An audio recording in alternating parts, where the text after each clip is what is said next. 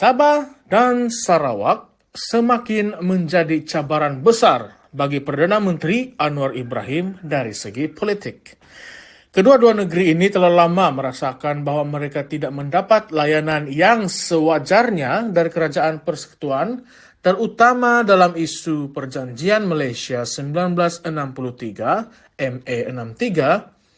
Dan walaupun Anwar berusaha untuk menunaikan janji-janji di bawah MA63, pelbagai isu berkaitan autonomi, pengagihan sumber, dan pembangunan masih menjadi perdebatan.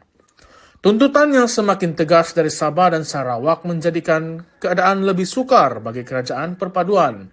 Sabah dan Sarawak melihat diri mereka sebagai rakan kongsi yang sama taraf dengan Semenanjung Malaysia, tetapi selama ini mereka merasa diketepikan. Salah satu isu utama yang dibangkitkan adalah berkaitan royalti minyak dan gas yang dihasilkan di wilayah mereka. Sabah dan Sarawak menuntut pengagihan yang lebih adil dan autonomi yang lebih besar dalam menguruskan hasil-hasil negeri mereka. Ini bukan saja mencabar Anwar untuk memastikan bahwa tuntutan ini dipenuhi, tetapi juga memberi tekanan kepada kerajaan pusat untuk melindungi kestabilan politik negara. Selain itu, pembangunan infrastruktur dan perkhidmatan awam di Sabah dan Sarawak masih ketinggalan berbanding Semenanjung Malaysia. Jalan raya yang tidak sempurna, akses kepada pendidikan dan kesehatan yang terhad, serta kekurangan peluang pekerjaan adalah beberapa masalah utama yang dihadapi oleh rakyat di kedua-dua negeri ini. Walaupun kerajaan telah menjanjikan perubahan, kesabaran rakyat Sabah dan Sarawak semakin menipis, terutama apabila melihat kekurangan kemajuan yang ketara dalam pelaksanaan projek-projek pembangunan. Soalan yang timbul sekarang adalah, sejauh mana Anwar mampu menguruskan ketegangan politik ini? Apakah langkah yang akan diambil oleh kerajaan untuk memastikan bahwa tuntutan-tuntutan Sabah dan Sarawak dapat dipenuhi tanpa mengorbankan kestabilan politik di peringkat pusat? Dan adakah rakyat di Semenanjung Malaysia akan memahami dan menyokong perubahan yang diperlukan untuk memperbaiki hubungan antara Kerajaan Persekutuan dan negeri-negeri Borneo? Dalam cabaran ini, Anwar perlu menunjukkan kepimpinan yang tegas dan berani.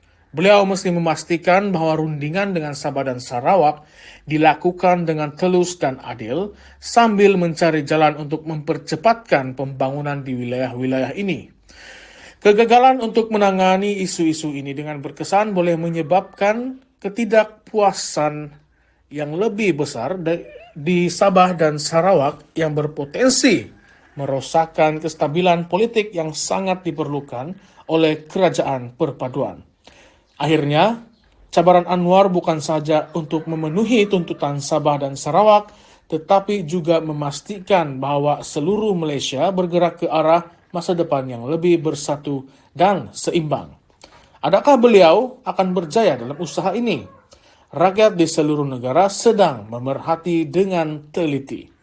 Dan masa depan politik Anwar bergantung kepada keupayaannya untuk menangani isu-isu ini dengan penuh bijaksana dan keberanian. Persoalan yang paling mendesak adalah bagaimana Malaysia akan mengimbangi tuntutan autonomi yang semakin meningkat dari Sabah dan Sarawak sambil memastikan kestabilan politik persekutuan. Apakah pendapat Anda? Ajukan pendapat Anda di ruangan komen di bawah, dan ruangan komen sentiasa terbuka kepada semua. Terima kasih.